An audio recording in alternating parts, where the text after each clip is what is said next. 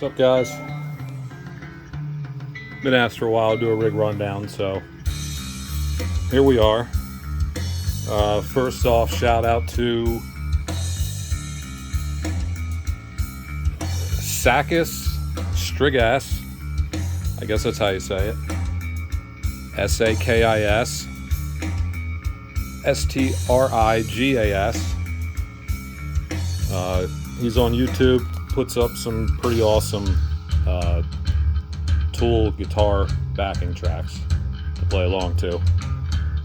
That's currently what you hear right now. So yeah, this is what I typically play through, except for the diesel that I haven't done any videos using that. I guess we'll start with the guitar, just on account of it's right here. So it's a 2012 Les Paul Studio Gibson, Seymour Duncan DDJ in the bridge, factory pickup up on the neck. This is an old DDJ. It's just one of the few that you can find that have the logo on there. So basically the same as what's in Adam's 81 with the black tuners. Let me turn this down because I just want to make sure that these drums aren't drowning me out. So yeah, there's a pedal board, amps. It's a 2016 Mesa Boogie dual rectifier, 3-channel multi-watt, and I typically always run on channel 2, the orange channel. There's my settings. Presence is about noon. That master is about noon. We'll get into that in a second. Gain's almost 1 o'clock. Bass is about 2-ish. Mids are cranked, and treble is about 3 o'clock. Run 100-watt modern settings. The other thing I do is loop active. I use that output as a master output. That's why I can run the master volume about noon. It seems to push everything a lot harder. It seems to work out pretty well. So again, essentially using this as a master volume control. As far as the diesel VH Micro, here's the settings that I'm using. I just kind of threw this in the mix because it was pretty darn cheap. I had an extra B52 412 cabinet sitting here. And I just go into this little ABY box. So it basically just takes the signal from the pedal board and then splits it between the 2 amps. So I haven't used this on any videos yet. Mainly just because I can always get the sound I want, especially mic'd up just out of Mesa Boogie. We'll see, someday I might get a real VH4. But for now, this is what I'm running. Cabinet's just a standard straight Mesa 412 with vintage 30s in it. And yeah, so as far as pedal board goes, signal chain, I'm going out of the guitar and I'm going into this MXR Microamp Plus. Just use that to shape the sound a little bit more. I know Adam's used them in the studio quite a bit. So yeah, going straight out of the guitar into there. From there I'm going into this first Boss PSM5. From the PSM5, of course there's 2 outputs on that. One of the outputs goes to this PSM5, which then runs through all the pedals. The other output just goes straight to the Korg DTR1 tuner. Adam has since switched to a Korg Pitch Black. They basically do the same thing, so throw what you want in there. And then out of that one, we go into the Peterson Strobo Stomp. Your guess is as good as mine. Why he has 2 tuners, I haven't figured it out yet. This one seems to do everything I need it to do, even for the the lower tunings like Parabola, Prison Sex, things like that. It handles those tunings just fine. So yeah, when you have this, let's say, put it on green. When I do that, I get absolutely no sound through the amps or anything. It just goes straight to the tuner, so you got silent tuning there. When it's red, going into the amps. So, coming over to the next PSM 5, well, I can hit the volume pedal, but it doesn't do anything. I can turn my delay on, doesn't do anything. So this basically just acts as a loop. I do that, then the volume pedal works, the delay works.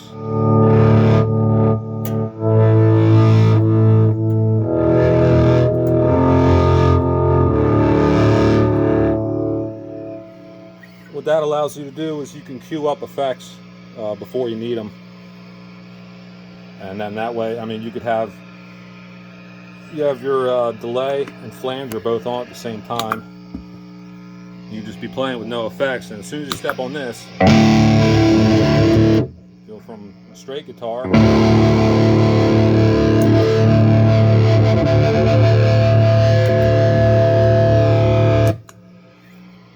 so yeah, that's what that does. So yeah, out of there, going into the MXR micro amp. That always stays on, as far as I know. And that is strictly there because since you have so many cables and you're going all over the place, you got some signal loss. So this is just there to push the signal so you don't have a huge volume difference between having this engaged or not.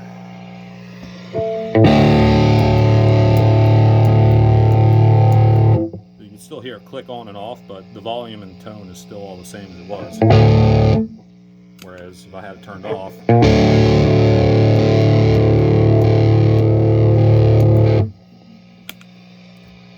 so that's the reasoning behind that. All right, then we go out of the MXR, we go into Goodrich LDR. This is the original LDR, it's not the LDR2. As far as I know, the only difference there is the LDR2 has redundant light laser, whatever you want to call it. The thing that actually does the volume changing for you. I mean, aside from that, they both do the same thing. But Adam has the LDR2. He's since switched to Lele? I don't know, you can figure that out. However you pronounce that. He's since switched to one of them, at least live. We'll see what ends up on his pedal boards next time they go out on tour. So, yeah, from the volume pedal, we jump around the wah. A lot of people know that already, some people don't. If you didn't know, now you know. The wah is last. So we're going to go from volume, go around the wah. I'm going to go into the DD3. These are pretty typical settings. They'll get you through most Tool songs. Out of the DD3, well, I should preface this next part by saying that, of course, I've got a couple little differences from what Adam currently has on his board, so I have this set up for what works for me. So yeah, I'm going out of the DD3. I'm going into the Carbon Copy Deluxe, and that has slightly different settings. It's the delays don't last as long. It's a little bit quicker, and the first delay is a little bit louder than what you would hear on the DD3. And then hooked up to that, I have a Dunlop, it's hard to see, Dunlop Volume X expression pedal. So that way I can change between two different settings on there. So I have one setting that is speed-wise is the same as the DD3. And I have another setting when I go toe down on the expression that works for Tempest. So yeah, going out of the volume, going into the delays. Out of the delays, I go into the micro flanger. Here's the settings on that guy. Typically, I think that just gets used for the tail end of Pneuma. Out of there into the BF2 flanger. Same old settings he's ran forever on that. Out of there into the DoD FX40B. This is just used for feedback, extra feedback, lead boost, wherever you might need it there. From there, I'm going into the Ernie Ball Expression Tremolo.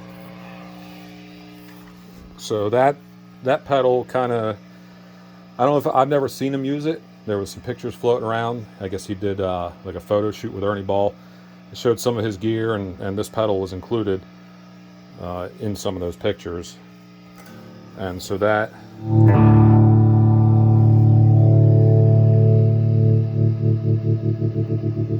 I can roll into it and it gets more intense and the speed goes faster. But this is basically where I have it maxed out. So he did use the Gig FX chopper for a while, and he's in studio and sometimes live he's used Leslie cabinets. So they're all kind of doing the same thing as far as the tremolo effect. This is just what I ended up getting. It seems to work fine for me. Things like wings and tension, just a little bit in descending.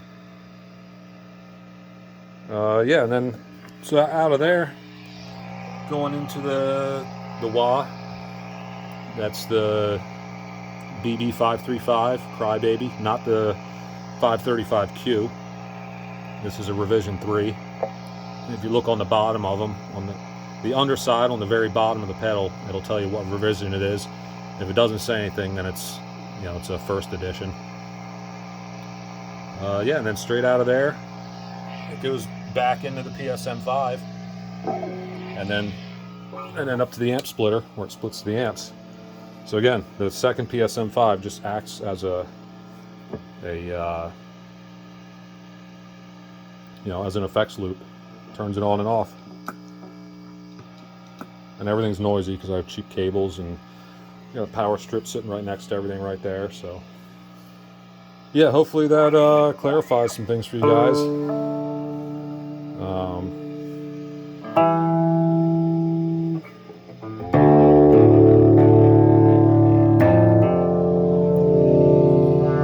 Then we got the Terminator. Can't forget about him.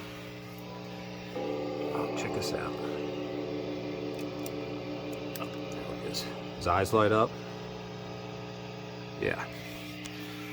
So, alrighty guys, I'll let you go, but yep, there's that's what I play through. Oh, and when I'm doing my videos, I use a SM57 for the mic. That's yep, that's it. Take it easy.